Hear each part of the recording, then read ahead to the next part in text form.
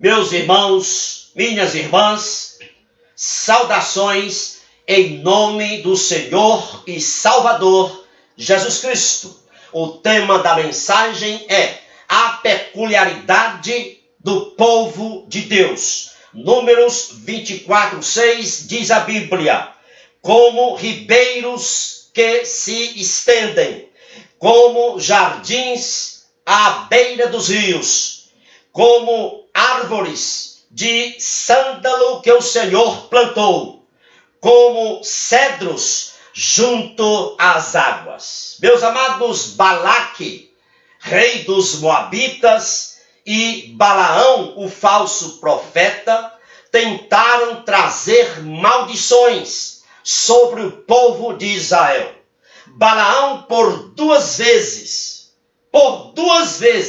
ao abrir a sua boca para amaldiçoar o povo de Israel, da sua boca só saíam bênçãos. Balaque, vendo isto, ficou enfurecido pelo que tinha sido obrigado a ouvir, ou seja, bênçãos e não maldições sobre o povo de Israel. Aí Balaque chegou para Balaão, e está registrado em Números 23, 25 e 27, e diz a Balaão, Balaque diz a Balaão: nem amaldiçoarás o povo totalmente, nem abençoarás o povo totalmente, porque eu vou te levar a um outro lugar, e nesse outro lugar tu amaldiçoarás o povo de Israel.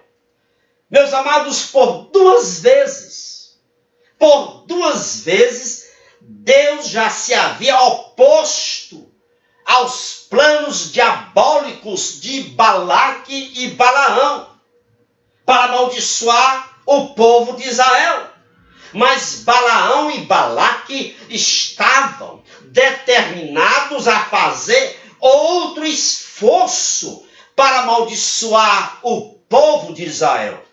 Balaque então leva a Balaão ao cume de Peor para profetizar maldições sobre o povo de Deus.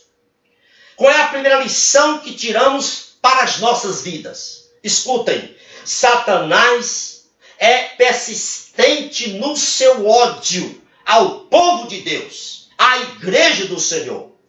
O ódio de Satanás exala, porque ele sabe como os filhos de Deus serão na glória celestial. Ele sabe, Satanás, ele sabe, sim, que Deus vê os seus servos e servas, os seus santos em Cristo, e isto o deixa furioso. Satanás sabe que os poderes do seu império não têm valor algum diante do poder de Deus. E mais, Satanás sabe que nada, absolutamente nada, poderá separar o coração de Deus do povo a quem ele escolheu e a quem ele ama.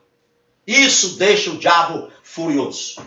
Meus amados, no Antigo Testamento, o Espírito Santo vinha sobre alguns homens não santos para executarem alguma tarefa, algum trabalho especial, específico. Por exemplo, em 2 Crônicas 35, 21, relata que Deus fala a Josias através por meio de um rei pagão do Egito. Isto é um ato soberano de Deus. É uma atitude da soberania de Deus, independente da conversão. Pois bem, lá em Números 24, 2, a Bíblia registra que o Espírito Santo veio sobre um homem mau, um falso profeta, Balaão, para impedi-lo de amaldiçoar o povo de Deus. Balaão abre ali a sua boca naquele cume de Peor e, ao invés de amaldiçoar o povo, Balaão descreve com belas palavras a beleza do povo de Deus, a peculiaridade do povo de Deus. Números 24, 3 e 4, escute o que é que a Bíblia diz. Palavra de Balaão, palavra do homem de olhos abertos. Grave isso, palavra do homem de olhos abertos. Palavra daquele que ouve os ditos de Deus, que tem o conhecimento do Altíssimo. Meus amados, grave essas palavras, olhos abertos, ouvidos, ouve os ditos de Deus e conhecimento do Altíssimo. Meus amados, nós estamos aqui diante de um homem chamado Balaão, que por meio dos seus olhos abertos por Deus, contempla coisas que o seu coração não tinha nenhum interesse. Balaão, ele descreve as bênçãos do povo de Deus, mas ele, Balaão, era um homem caído em ruína eterna. Qual é a lição para as nossas vidas? É possível se falar das Escrituras, das bênçãos de Deus, e sem ter o coração movido por elas. Era o caso de Balaão. É possível entender intelectualmente os ensinos da palavra de Deus, a doutrina cristã, o plano de salvação, e estar como Balaão na ruína eterna. Se a palavra de Deus, meus amados, não enraizar no coração, o resultado é ruína eterna.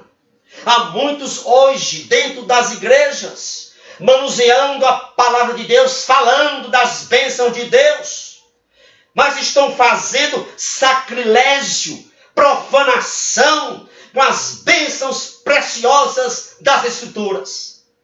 São os que eu chamo de teólogos sem Deus, cabeça gorda, cheia de conhecimento intelectual e corações atrofiados, como o coração de Balaão. Eles estão na igreja, falam das Escrituras de modo intelectual, ensinam na escola dominical de modo intelectual, ensinam nos seminários, mas o coração não é movido por aquilo que eles falam. Era o caso de Balaão. Meus amados, Deus faz Balaão pronunciar belas palavras a respeito do povo de Israel.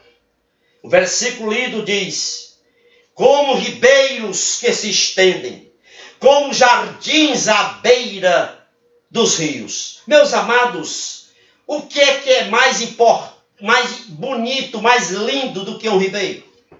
O que é mais atraente do que um belo jardim? Ribeiro sugere encanto, sugere atratividade, é algo que cativa, que atrai. Qual é a lição para as nossas vidas, meus amados? O nosso pronunciamento, as nossas palavras, o nosso procedimento, a nossa atitude, as nossas ações devem corresponder à nossa posição de servo, a ponto de encantar, de atrair, de cativar aqueles que estão ao nosso redor. Meus amados, Deus fala de nós, Deus fala de você e de mim, o mesmo que fala de Cristo. Com respeito a Cristo está escrito em Atos 2:27, não permitirás que o teu santo aqui é Jesus, não permitirás que o teu santo veja corrupção. E a Bíblia diz que a igreja, nós devemos andar como ele andou. Portanto, a igreja não abraça a corrupção moral tão vigente nos nossos dias. A igreja deve encantar, atrair, captar o mundo pelo seu testemunho cristão. As pessoas que nos cercam devem ver, através das nossas palavras e atos, que estamos intimamente ligados a Cristo.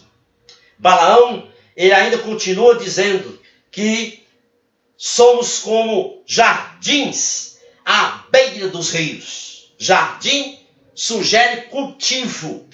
O jardim que Deus cultiva hoje é a sua igreja.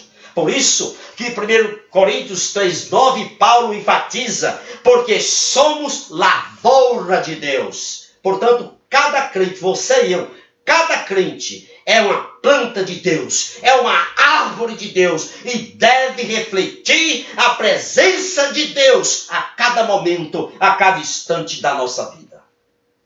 Balaão ainda diz no versículo que eu li, que o povo de Deus era como cedros junto às águas.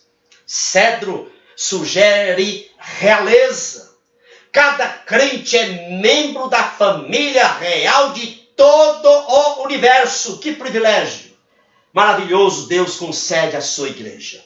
Meus amados, nunca houve e nunca haverá na face da terra uma instituição tão abençoada como a igreja. Sabe por quê? Porque ela é o cedro de Deus. Ela é o pivô das bênçãos de Deus para as pessoas. Ela é a promotora das bênçãos de Deus para as pessoas. Observe que Deus levou Balaão a dizer que os cedros estão junto às águas. Meus amados, Deus sabe que suas plantas, que somos nós, que seus cedros, que somos nós, precisamos de nutrientes. E os nutrientes que Deus dispõe para os seus cedros, para nós, a igreja, é a sua palavra. Nada mais. Um dos grandes objetivos de Paulo, ao escrever a sua carta aos Colossenses, foi mostrar que os crentes não devem buscar qualquer coisa fora de Cristo. Porque estava havendo um problema lá em Colossos. Existiam alguns que estavam dentro da igreja. Existiam crentes dentro da igreja, ensinando que precisava acrescentar panaceia, quinquilharias à vida cristã. Precisava acrescentar algo de fora a Cristo. Aí Paulo se levanta e diz, opa, pere lá. Colossenses 3,11. Paulo grita, dizendo, Cristo é tudo. E ponto final. Meus amados, a igreja é a única instituição do mundo que tem em si mesma uma fonte a jorrar para a vida eterna. Foi isto que Paulo está querendo dizer quando ele disse aos crentes lá na igreja de Colossos, Cristo é tudo, não acrescentem mais nada.